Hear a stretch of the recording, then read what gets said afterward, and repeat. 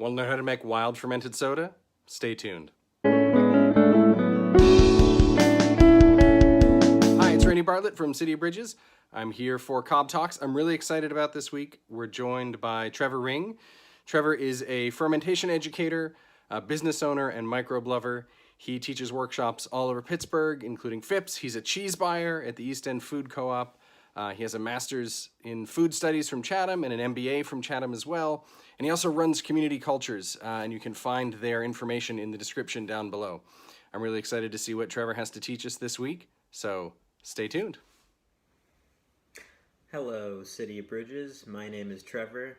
I am Jess's partner, and today I'm going to show you how to make wild fermented soda. So, just a little background. I'm a fermentation educator. I've been teaching workshops around Pittsburgh for many years, and I'm happy to bring this simple and basic little process to you. Hopefully it can bring you some excitement and some delicious bubbly concoctions to make at home. So, to start off, I'm just going to show you what we're going to use. So, for this process, we're going to use 1 apple. You need a quart-sized jar. Any brand will do. I like these nice ball jars. You also need a knife, cutting board, some sugar. Really, any type of sugar will do. You need some water.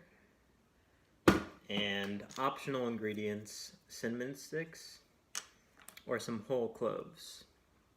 Now I'll talk about different flavorings you can add, different herbs and spices you can add, but this is a basic process that I like to use. And cinnamon is a great flavor that I think most people like to taste, so that's what we're using today.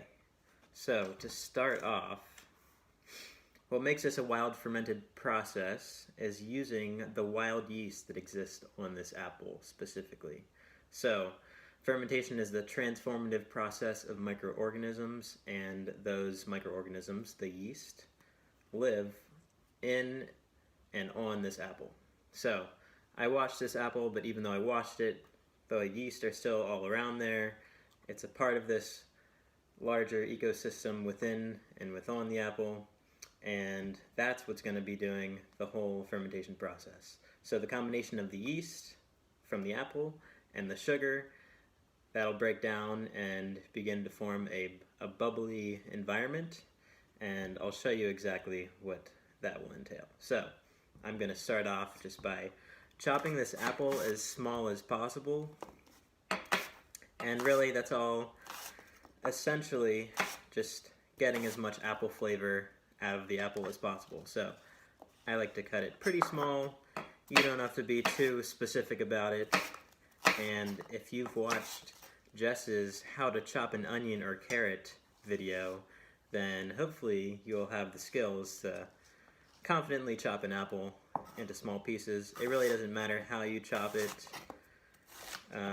as long as you're getting some of that flavor out of there. But again, we're really just using the apple for the yeast that are all around it. So I'm starting this fermentation process off with a wild fermentation activity because I think it's the most accessible for everyone at home, especially during a time like now when everyone's in quarantine and it's more difficult to access some other ways of starting fermentation. So, got all these apples chopped nicely, and next I'm just going to put them in the jar here.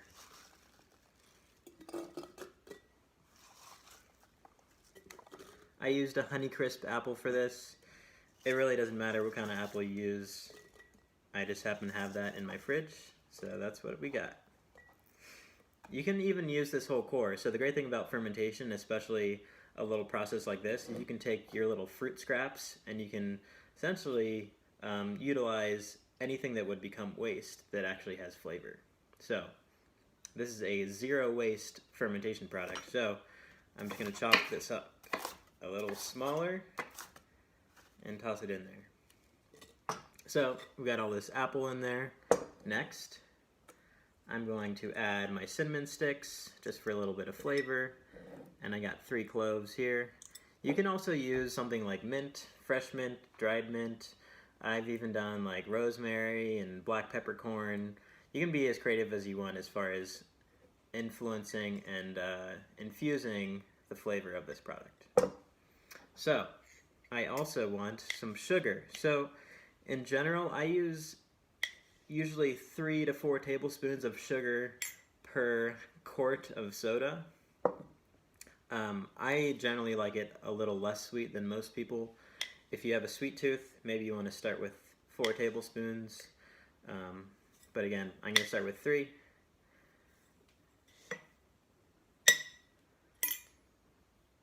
So we got the apple, we got the sugar, we got the cinnamon, the cloves. Now I'm just going to take this water and pour it over top.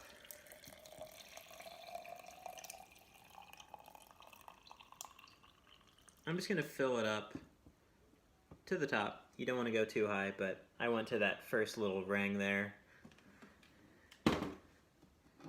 And then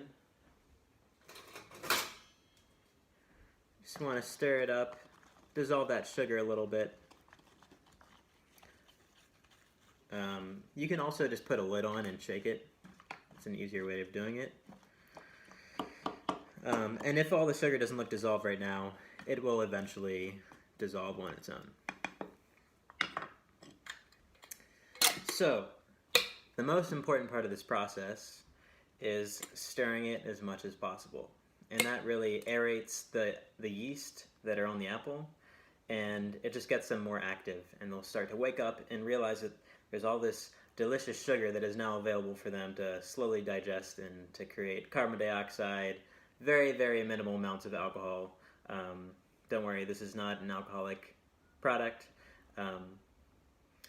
And then eventually, after you're stirring it 1 to 2 times, even more, maybe 3 to 5 times if you're feeling excited, eventually it'll start to get bubbly. So usually it's 3 to 7 days until that happens. So you want to make sure that you're keeping this on your countertop or somewhere that's visible so you don't forget about it.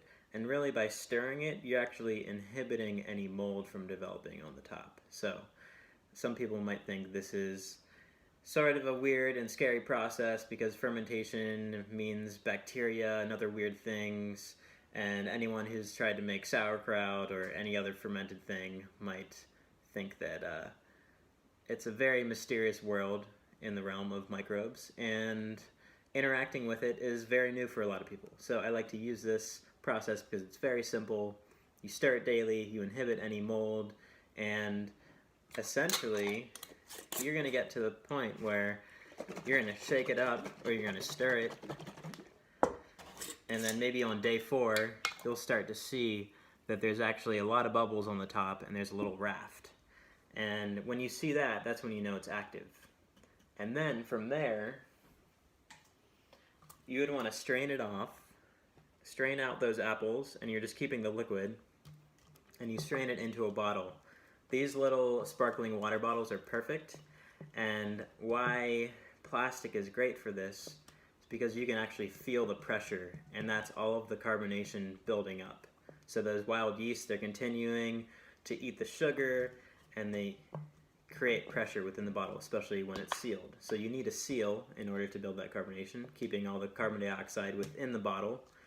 And then once you feel that pressure, maybe after 1 or 2 days, maybe even 3 days, stick it in the fridge, and then you have a hopefully delicious natural fermented soda. For those who are trying this for the first time, there might be some troubleshooting you do. Maybe it's a little too sweet at first. Maybe you didn't stir it enough and you saw some mold growth on there. Then you want to toss it out because you don't want to be eating that mold. And you can use whatever type of fruit you want. Pears, even a watermelon. You could use peaches, berries. It really doesn't matter.